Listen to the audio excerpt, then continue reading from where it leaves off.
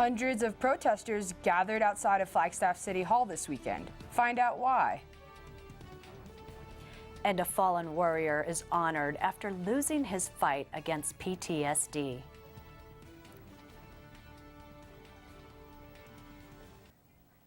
Good evening and welcome to NAZ Today. I'm community anchor Bonnie Stevens. And I'm student anchor Alexa Vagnazzi. Thanks for joining us. A young Flagstaff man is behind bars after he allegedly strangled his mother. Flagstaff police officers arrested this man, 18-year-old Zachariah Pine. Officers believe Pine strangled his mother, 52-year-old Becky Pickering. It all started last Thursday when police and EMTs responded to an emergency call that a woman was not breathing. Medics provided medical care and transported Pickering to Flagstaff Medical Center. Initially, Pine was charged with aggravated assault. However, Pickering died the following day. Now, Pine is being charged with second-degree homicide. Senate Bill 1062 is making waves across the state as a piece of legislation that could either underline religious freedom or deny equality. A key element of democracy, of course, is the voice of the people. We call our officials representatives, after all, and communities are coming together to ask their representation to hear their voices in a big way. NAZ Today's Sierra Ferguson reports on how the bill is being received by the public just as it's getting ready to be discussed in the House. SB 1062 is on Jan Brewer's desk, and this weekend a crowd gathered outside City Hall in protest of the bill. There was a lot of energy, there was a lot of momentum, a lot of different people are upset about this bill. People who I didn't anticipate to be upset about this bill are out and protesting, right? If the bill were to pass, it would extend religious freedom to organizations, corporations, and companies, as well as individuals. That alone may not be bad, but many fear that protecting the rights of a business to act or refuse to act in a religious manner might open the door for discrimination. But what do the protesters hope to see from the governor? I mean, I would expect her to do the right thing, which is definitely listen to the voice of the community. I think we're the people that are coming out here and making a noise in a big way. I don't see very much support for the bill itself doing the same thing. So I would expect her to listen to the community, to veto the bill on Monday or Tuesday when she gets back to town. That's what I would expect. When I look back, when I'm older, I'll look back as this is a moment of like pivotal activism for me. And I was very emotional yesterday, and it was just a lot of energy to walk down. Then we joined everyone else, and then cars started honking when all the signs started going up. That's people showing support, of course. The actual law might be passed by government officials, but the voice of the people, activist Chelsea Byers says, is a powerful thing.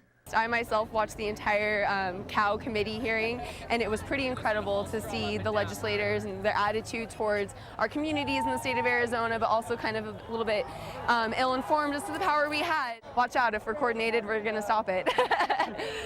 And speaking of community voices, NAZ Today spoke to NAU and CCC students to see what Northern Arizona's campus communities think of the bill. It's an unnecessary piece of legislation that Arizona is trying to pass right now. Like, we don't need any more laws in place that are going to terrorize and threaten marginalized people. I would want to feel comfortable going in somewhere no matter what I believe. I think it's kind of wrong because people should be able to have the right to be served anywhere, really. It's pretty much worthless. It's just an excuse for people to force their beliefs on others. We as a state need to stop allowing these laws to happen and need to elect officials that actually do what we ask. We won't wait! Stop the hate! We won't wait! Stop the hate! For NAZ Today, I'm Sierra Ferguson. The Flagstaff Chamber of Commerce is coming out against 1062. NAZ Today will continue to keep you updated on the controversy surrounding this bill throughout the week.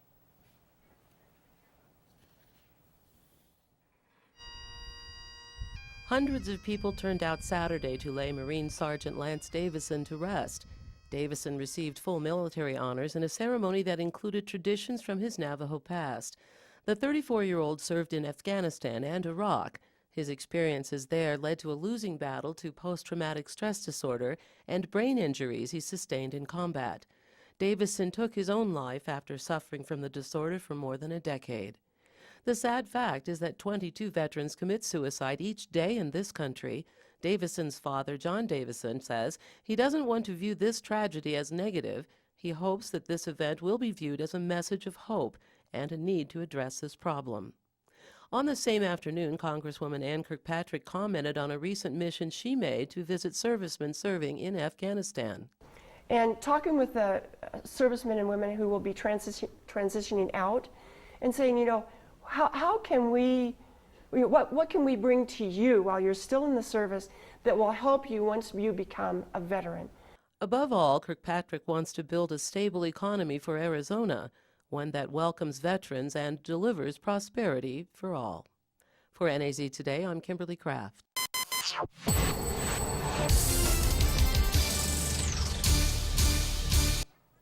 We have breaking news about a shooting that happened Sunday night in Flagstaff. Flagstaff police officers confirmed they responded to an incident near the corner of Butler Avenue and Milton Road. Police arrested 45-year-old Stephen Nolan of Avondale. They are still looking for a second vehicle, a Nissan-type pickup truck. The truck may have front-end damage as well as possible bullet holes to the driver's side. Anyone with information about this incident is asked to contact Flagstaff Police. And if you were driving on Interstate 17 south of Flagstaff or were in the eastbound lane on Interstate 40 Monday morning, you may have witnessed a high-speed chase. Department of Public Safety officers say a 21-year-old man on his motorcycle was traveling at a high rate of speed near Kachina Village on I-17. They reportedly clocked him going close to 130 miles per hour. Officers say the cyclist was chased to the Walnut Canyon exit on I-40. Figuring the motorcycle was doing 75 miles an hour when in fact it was doing 130 could lead to tragedy. Our concern with this pursuit was the fact that it was coming into Flagstaff. Obviously Flagstaff is a very populated area and we don't like pursuing people through city streets. 21-year-old Jacob Bushy is behind bars now. He was booked into the Coconino County Jail.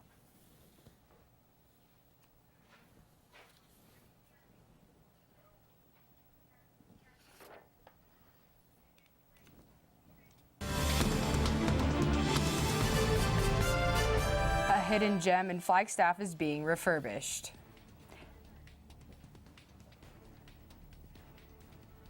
And find out how parents can help their teens with eating disorders. That's coming up.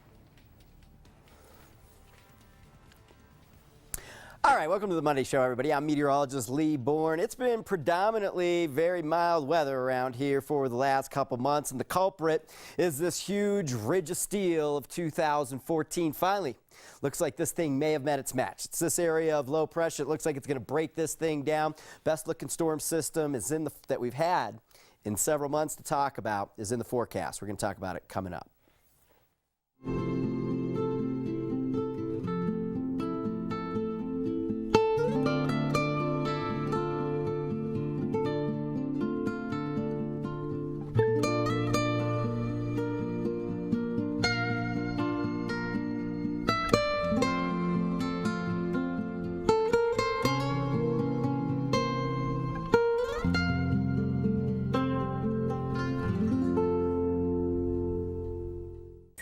I bought Pepsi Next. What's Pepsi Next? It's the latest cola from Pepsi. It's got real cola taste, but 60% less sugar. Real cola taste, 60% less sugar.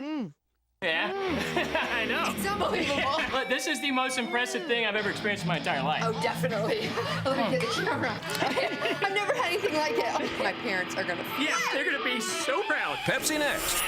Drink it to believe it. If you drive buzzed, it could cost you around $10,000. You'll face major legal fees, major fines, and steep insurance penalties. You could lose everything. Buzzed, busted, and broke. Because buzz driving is drunk driving. The Pioneer Museum is a hidden gem that contains a lot of Flagstaff and Northern Arizona history. NAZ Today's Colleen Sikora headed out to the museum to check out the facelift the Pioneer Museum is undergoing. As you're heading out to Snowball on Fort Valley Road, you might notice this large train sitting off to your right. What you might not know is that this train actually marks the location of the Pioneer Museum, which houses much of northern Arizona's history. This building that houses the Pioneer Museum was built in 1908 and served as the county hospital for the indigent for 30 years. Now, the house serves as a museum, showcasing pieces of history that make northern Arizona special. We tell a story of how Flagstaff got its start and some of the early history of the families that came here that have had a really deep impact on the community and can continue to have an impact on the community today. However, in order for the community to be able to experience and learn about the history of northern Arizona, the Arizona Historical Society is refurbishing the house to bring it back to its original roots. What we tried to do is we tried to get in and get rid of some of the modern layers of history that have covered up the real historicness of the building. So the linoleum floor, some of the things. So we've just been kind of taking it back to some of its former grandeur. One of the new additions to the museum will be a non-circulating library containing historical documents and photographs that will be open for public research. The Arizona Historical Society, which manages both the Pioneer Museum and the Reardon Mansion, is turning 150 years old and is celebrating in a unique way. The state has picked 150 objects that we think are really a good representation of where we are at 150 years old. And so there'll be several things on exhibit here emphasizing our what we think is a really great part of our history at 150. 25 to 30 of those objects will be on display at the Pioneer Museum when it plans to reopen March 1st. For NAZ Today, with videographer Nick Ponticello, I'm Colleen Sikora. This week is National Eating Disorders Awareness Week. According to the National Eating Disorders Association, 20 million women and 10 million men will suffer from a clinically significant eating disorder at some time in their life. Many of them will be teens. How can parents spot an eating disorder in their children? Here's Kaylee Emery with today's Health Minute. The teenage years are fragile. Growing up can be tough. Peer pressure, first love, academics, they can all cause a lot of stress, and that stress can sometimes lead to eating disorders, which take a big toll on adolescents, especially teenage girls. How can a parent help a child avoid an eating disorder? The first step is to understand why they happen. Although no one really knows what causes eating disorders like anorexia, nervosa, and bulimia in children, doctors say there are telling factors. According to the Mayo Clinic, some of these factors are social pressure, where everyone must be physically thin and very fit. Low self-esteem. Young people who feel they have little control over their lives might try to boost self-esteem by showing that there's one thing they do have control over: their eating. Favorite activities. Watch what your child is involved in. Certain sports and activities value leanness.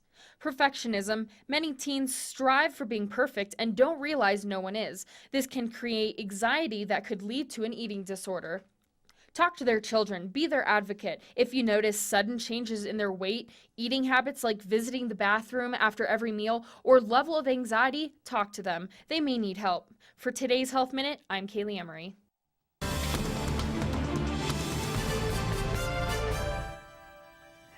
Well, it was another sunny day with clear blue skies, but will it last? Meteorologist Lee Bourne has your forecast coming right up. And stick around, the high school basketball state tournament was this past weekend, and Tressa Tudrick has all of your highlights coming right up. I had all kinds of TV services. The phone company wasn't cutting it, so I cut down. Spotty satellite? Nah, that dish wasn't appetizing. But the all-new Suddenlink? It comes with free HD and a picture so sharp it makes real life look lame. Now I have up to 300 channel choices, earloads of digital music, 10,000 on-demand titles, and new TiVo Stream that turns my tablet into a TV and lets my DVR take road trips. I've seen the future of TV, and the future is easy.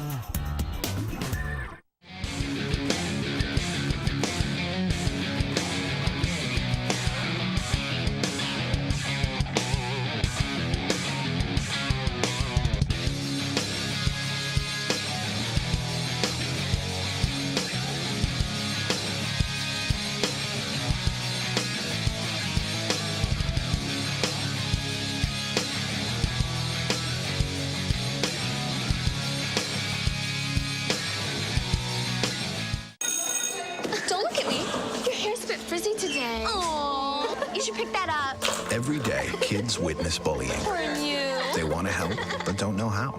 Teach your kids how to be more than a bystander. Visit stopbullying.gov.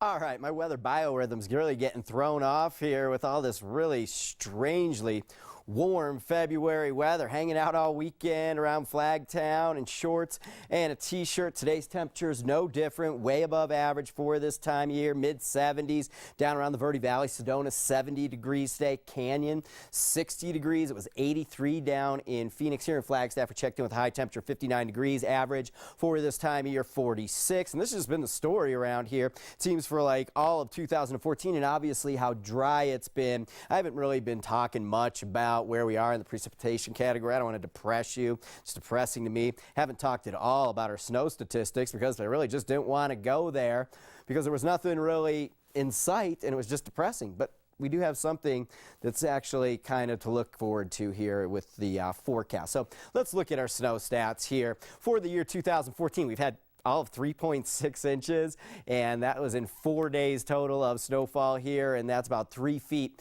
below average here for the calendar year of 2014. We usually get a good 20-25 inches a month, January and February. Season to date, December was a little bit better. We had some snow in November as well. So season to date, we've had 33.5 inches. Average to date would be 70 inches, which is also right around 3 feet below average. So we were on average back in 2013, and then once 2014 happened, everything went bye-bye. But we do have, it looks like, some hope in sight, as I mentioned. And the culprit for all this dry weather has been this huge area of Pacific high pressure. Even though we've gotten a couple storms in here, the second they move through, this thing's right back at it, bringing very dry, mild weather to the entire west coast. Looks like this thing's finally possibly met its match, as I mentioned earlier. This thing is my hero. This area of low pressure, strongest low pressure system, most wound up area of storm that we've seen out in the Pacific in a couple months. And this thing actually is going to do this high pressure in here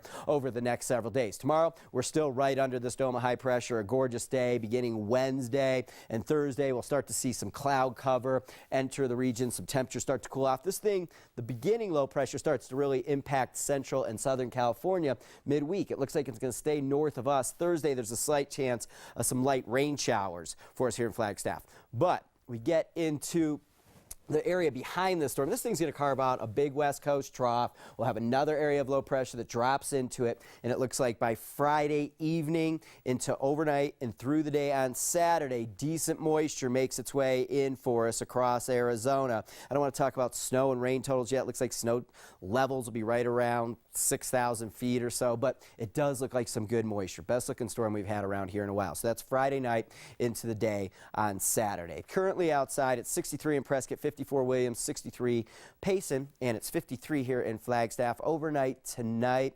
23 degrees. Calm night in store for us tomorrow. Another very warm day for this time of year. 58 degrees will look much like today with all sunshine, with the exception of the southern portion, southern half of the state. Will see some high cloud cover, not a big deal. Sedona 71, Prescott 68, Payson 66. Okay, the extended forecast start to bring in some cloud cover Wednesday, Thursday, nudging temperatures down. I have temperatures down into the low 50s by later in the week. It's a little bit on the breezy to windy side out there Thursday, Friday. Storm system moves in late Friday.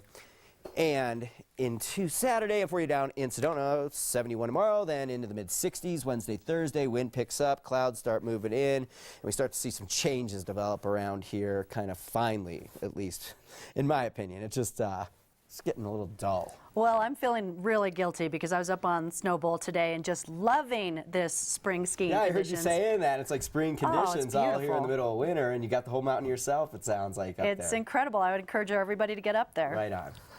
Well, Tressa, I know there's an exciting weekend with high school hoops. Yes, I mean, the weather conditions were perfect, I think, for high school basketball. I'll have your details coming up. Hi, I'm Terry Markson.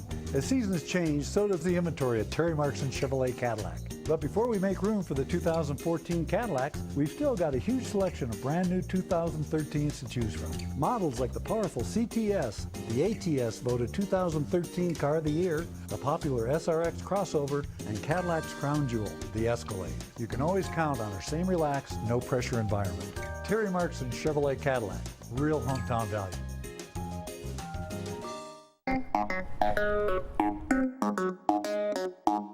Where do you want me to look? Like, do you want me to look at the camera or off? Why did I choose Northern Arizona University? What's the question? Why NAU?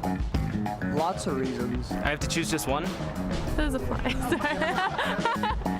I chose NAU because of the small class size. My professors know me. They treat me like a person. Just one thing. I came to NAU for the culture. There's so much to do. NAU's affordable. I know what my tuition will be for the next 4 years. I chose NAU because it's close to home, but not too close. I can't choose. It has everything. At Northern Arizona University, finding your way is a principle we believe in. Sweet, all right, we're done. Go Jacks!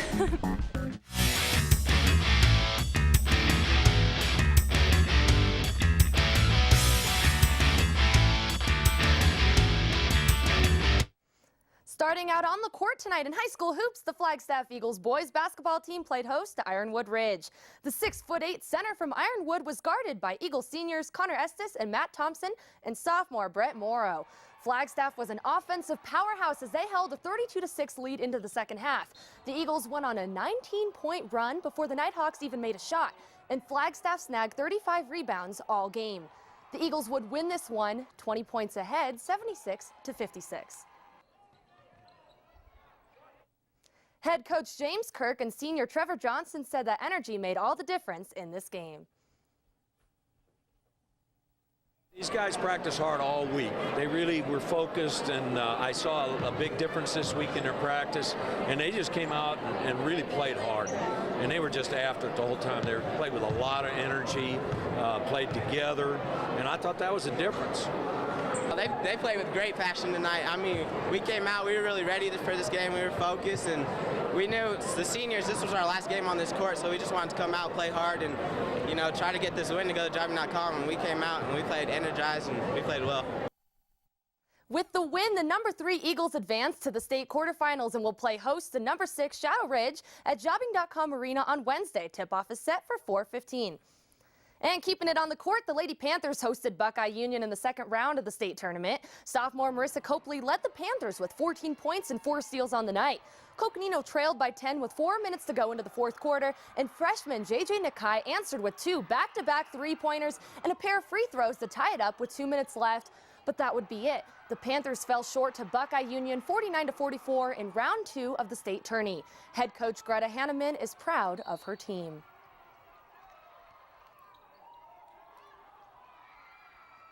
Girls just played with all heart, and it was tough. We were able to prepare for them, but like I said, it was like preparing for no other team that we'd face. Super proud of our girls. That was a tough assignment tonight, but hats off to Buckeye for sure. Buckeye Union will host Kingman tomorrow night at jobbing.com Arena in the state quarterfinals. And the number 16 Lady Eagles basketball team traveled to Chandler to face the number 1 Seton Catholic Prep Sentinels in round 2 of the state tournament. Senior Kendall Kelly led with 20 points, but without 3 starters in the lineup, Flagstaff struggled adjusting on the court. Seton Catholic Prep won this one 49-36. The Sentinels play host to South Mountain tomorrow night in the state quarterfinals. And moving up the ranks after a 74-59 loss to Northern Colorado on Thursday, the NAU men's basketball team looked to bounce back on Saturday night against North Dakota. The team battled all night on the court, and North Dakota went into the half leading by 6. Junior Quinton Upshur led the Jacks with 18 points, but NAU struggled in the field, shooting less than 50% and had issues guarding open threes. North Dakota's Troy Huff was a monster and scored 28 overall points. NAU was outscored by 13 points in the second half. The Jacks would lose this one 75-63.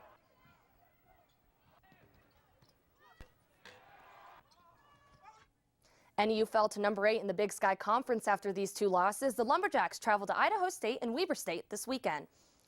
On the women's side, the Lady Jacks struggled in Thursday night's game against the top-seeded North Dakota. Freshman Brittany Lucane netted a career-high 25 points, but North Dakota entered halftime leading by 20. The Jacks completed 13 field goals on the night, while North Dakota made 27. The final score, 71-41, North Dakota. On Saturday, it was a different ball game as NAU senior Amanda Frost came out and scored 34 points, a new career best in NAU single-season scoring record with 543 total season points already. Frost tied the school record for three-pointers in a game, shooting 8 on Saturday. The 86-70 win in Greenlee, Colorado snapped a 9-game losing history over the last 4 seasons against the Bears. The Lumberjacks return to the Sky Dome for their final homestand of the season on Thursday against Idaho State and on Saturday for senior night against Weber State. And the Winter Olympics wrapped up last night, and here are the final standings in the medal count. Counting by the golds, the United States finished in 4th place with 9 gold, 7 silver, and 12 bronze medals. Russia took first with 13 gold, Norway followed in second with 11, and Canada came out in third with 10 overall medals. The United States finished in second place with 28, and Russia took first with 33 if we're counting in total medals. The United States finished second, so we can go by that, but if we're counting by gold, it's 4th. Fun to watch. Yes. I'll take that any day. Exactly. We'll have more coming up right after this. Northern Arizona University. Green is a school color and who we are. Being green creates jobs. Money put back in the economy. Being green is recycling resources. The same fries that power our students power Northern Arizona. Being green shapes our future. Through research and education, we will make a difference. At Northern Arizona University, sustainability is a principle we believe in. Northern Arizona University, the difference that matters.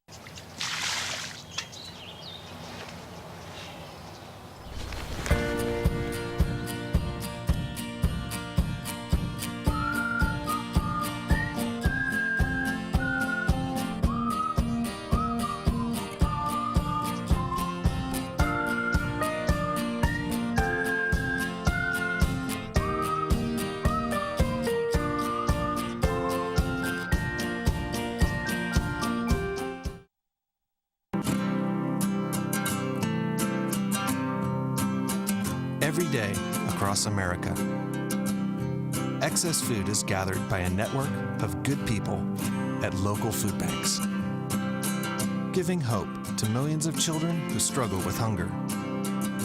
They've earned their wings, and you can too. Together, we can solve child hunger. Support Feeding America and your local food bank at feedingamerica.org. All right, take a look at this. That was a bird flying into the windshield of Rob Weber's plane. His onboard camera caught the bird crashing into the cockpit as he flew over Fort Myers, Florida on Saturday. The pilot managed to keep his cool during the airborne emergency. He suffered a minor cut on his forehead, but refused medical assistance after he landed the plane without incident. Unbelievable. I'm in shock. I just my mouth just dropped. Oh my gosh. Dangerous Good pilot. Stuff. Good thing he ended up all right there, kept his cool. Exactly. Well, thanks for joining us tonight. Good night.